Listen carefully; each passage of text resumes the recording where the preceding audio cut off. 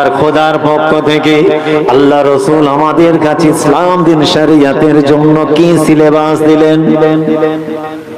জন্ম হয়েছে মৃত্যু আপনার হবে নয় হবে, সেই মওতের আগে কিছু কাজ আমাদের করতে হয়। এক নম্বর কাজ হলো আল্লাহর হক আদায় করা, আল্লাহর হক আদায় করা, বান্দার হক আদায় করা, মুসলমানের হক আদায় করা, ইতিম এতিমের হক আদায় করা, বুড়ো বাপ মার হক আদায় করা, স্ত্রী স্বামী একে অপরের হক আদায় করা, বাপরা মা যারা ইতিম এতিম অসহায় দোস্ত তাদের হক আদায় করা, মুসলিম বা ঈমান মুসলমানের হক আদায় করা, অবলা জীবজন্তুর পশু পক্ষী তাদের হক আদায় করা। শুধু তাই নয়, রাসূলুল্লাহর হক আদায় করা। এই হক আমাদের আদায় করতে হয়। আল্লাহর হক আদায় করেছেন মানে আপনি ভাববেন না আপনার সব হয়ে গিয়েছে, না না, কিছুই হয়নি। নামাজ পড়বো, রোজা রাখবো, হজ করবো, যাকাত দেবো, বেচবো। কিছু মানুষ এই চিন্তা নিয়ে চলে।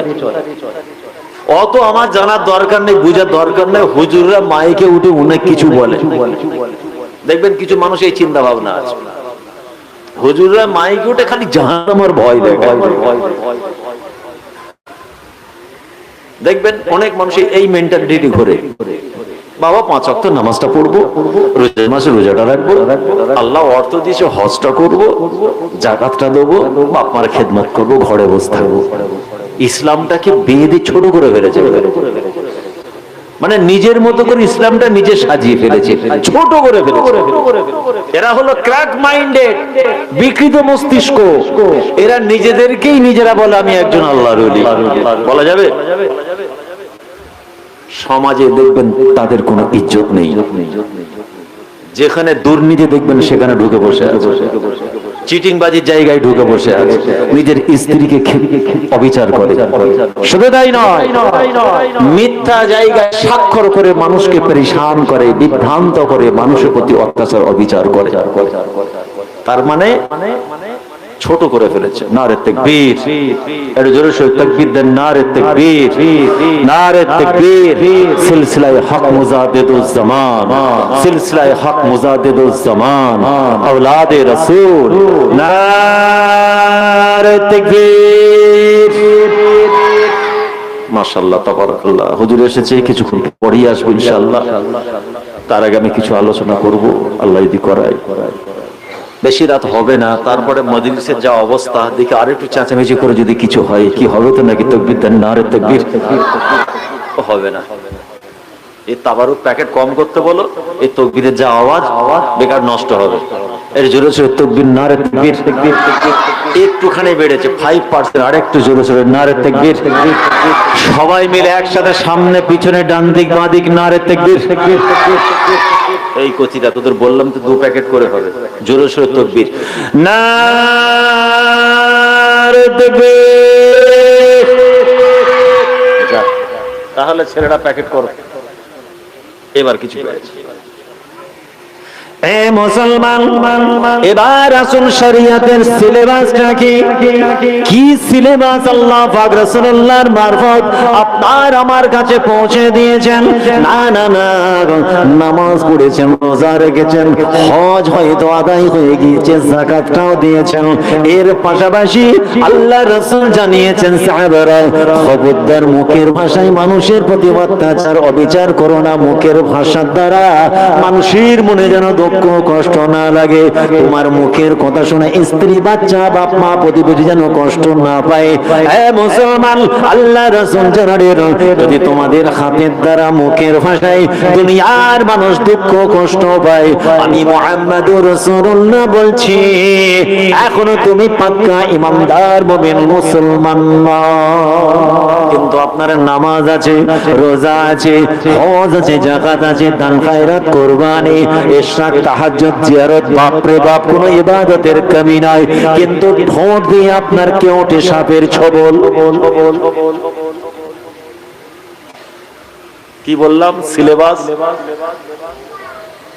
এত বড় বড় কাজ আছে, কিন্তু আমার রাসূল বললেন জুবানকে লাগাও। আমলিক আলাইকা লিসানিকা ফাহুয়া নাজা। আল্লাহ রাসূল জানালেন জবানকে কন্ট্রোল করো, ঠোঁটের অপব্যবহার বন্ধ করো। এমন কথা বলো না মানুষের মনে কষ্ট লাগে, দুঃখ লাগে, ব্যথা লাগে, অন্তরটা ভেঙে চুরমার হয়ে যায়। এমন কড়া ভাষায় কথা বলেছেন মুসলমান। আহারে মাটার মনে দুঃখ হয়েছে, স্ত্রীর মনে কষ্ট হয়েছে, গ্রামের ইমামের মনে দুঃখ লেগেছে, প্রতিবেশীর মনে কষ্ট লেগেছে, ওই চায়ের দোকানদার, এই ফুচকাওয়ালা, অটোওয়ালা, যাদেরকে আপনি মানুষ মনে করেননি, আপনি নিজেকে আল্লাহ বলার নামাজি, রোজাদার, পরহেজগার, মুত্তাকি, আল্লাহর ওলি মনে করে তাদেরকে ঘৃণা করে এত কড়া ভাষায় কথা বলেছেন, তাদের অন্তরটা ভেঙে চুরমার হয়ে গেছে। আপনার নবী আপনার ঠোঁটে কিন্তু লাগাম লাগিয়ে দিয়েছে, খবরদার একজন মুমিন মুসলমান যদি হও, তোমাদের হাতের দ্বারা মুখের ভাষায় যেন প্রতিবেশী নিরাপদে থাকে। বলছে এই হচ্ছে সিলেবাস। সিলেবাস এই বললাম না, কিছু মানুষ 4টে-5টাকে ঠিক রাখে আর বাকির দিকে খেয়াল রাখে না। অফি হাদিসিন উখরা রাসূল বললেন খবরদার, হিংসা, হাসাদ এমন একটা রোগ, এমন একটা ব্যাধি, খবরদার সাহাবারা তোমাদের অন্তরে যেন হিংসা নামক ব্যাধি, রোগ যেন জায়গা না পায়। কার কথা? কার কথা বললাম? আল্লাহ রাসূল বলছেন যে হিংসা এমন একটা রোগ, তোমাদের সব নেক আমল খেয়ে নেবে, সব আমল খেয়ে নেবে যদি এই ছোট্ট ব্যাধি তোমার মধ্যে জায়গা পায়।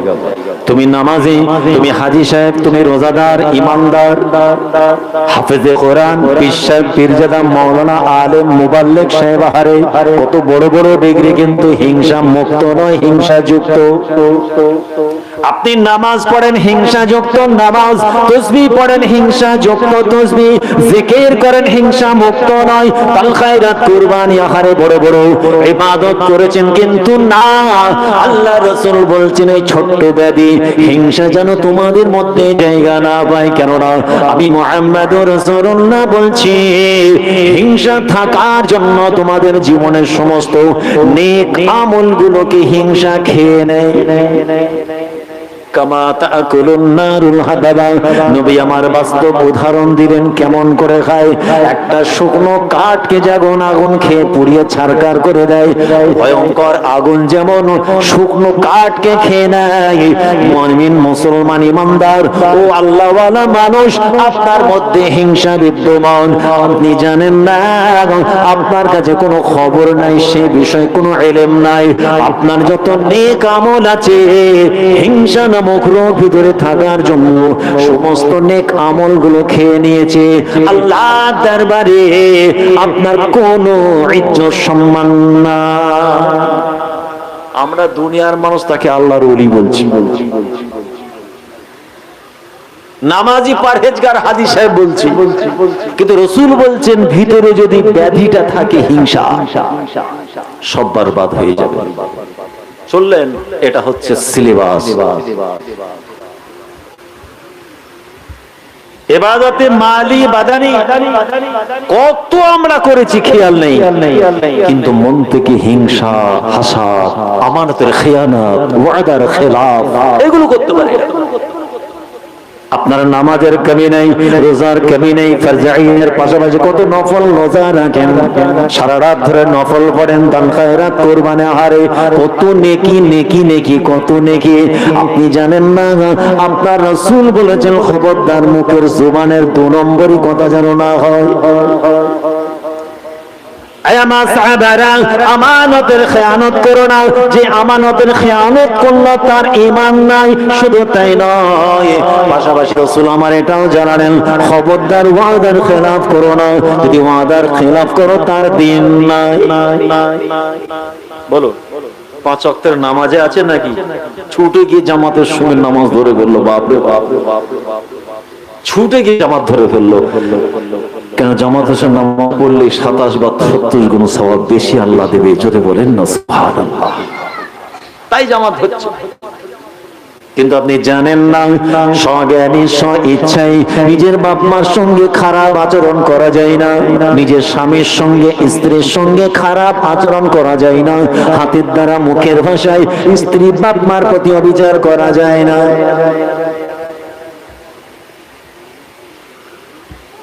গাইড বুকটা আপনাকে ফলো করতে হবে, এটা আর কিছু করার নেই। কেন 10:50 গেট খুলবে, 11টায় ক্লাস। এই যে মাদ্রাসা যদি নিয়ম থাকে 10:50 পর্যন্ত গেট খোলা থাকবে, 11টায় গেট বন্ধ। আপনি বলবেন আমি 12টায় ঢুকবো স্যার, হুজুর আমাকে 12টায় ঢুকতে দিতে হবে, হবে? কেন? এই প্রতিষ্ঠানের একটা গাইড আছে, সিস্টেম, ক্রাইটেরিয়া, রুলস আর রেগুলেশন আছে, এটাকে সবাইকে মানতে হবে। নামাজ, রোজা, হজ, যাকাত, কুরবানি আলহামদুলিল্লাহ, কিন্তু রাসূল গাইড দিয়েছে, খাবে ততটাই খাও, হারাম না ঢোকে, বলো ততটাই বলো, শরীয়তের খেলাফ বলো না। যা খুশি তাই করবে নাকি? না হুজুর আমার তো নামাজ আছে, রোজা আছে, হজ আছে, যাকাত আছে। না না, আল্লাহ রাসূল জানালেন সাহাবারা খবরদার বাপমার সঙ্গে খারাপ ব্যবহার করো না, বাপমার মুখ থেকে অপশব্দ যেন না বার হয়। শুধু তাই নয়, ওই বাপমাই হলো তোমাদের জন্য জান্নাতি হওয়ার মাধ্যম, আবার ওই বাপমাই হলো তোমাদের জন্য জাহান্নামী হওয়ার মাধ্যম। সর্বনাশ! নামাজ, রোজা, হজ, যাকাত, কুরবানি, তাসবিহ, দান, খয়রাত, জিকির, হালকায় জিকিরের ধাক্কা, কিছু তো তার বাকি নেই। নবী বলছেন বাপ মার জন্যই জাহান্নামী, বাপ মার জন্যই জান্নাত। এই বোঝা যাচ্ছে কোথাকার পানি কোথায় যাচ্ছে? আমি তো আল্লাহর ওলি হয়ে বসে আছি, উরি আল্লাহ। এই হুজুর আবার বলে কি আমার নামাজ জামাত ছাড়েনি, রোজা রাখি, কাজা রোজা রাখছি, লাইলাতুল বারাত, শবে বারাত, শবে কদর, মুহররম সব আলাদা, নামাজ আলাদা, রোজা সব আছে।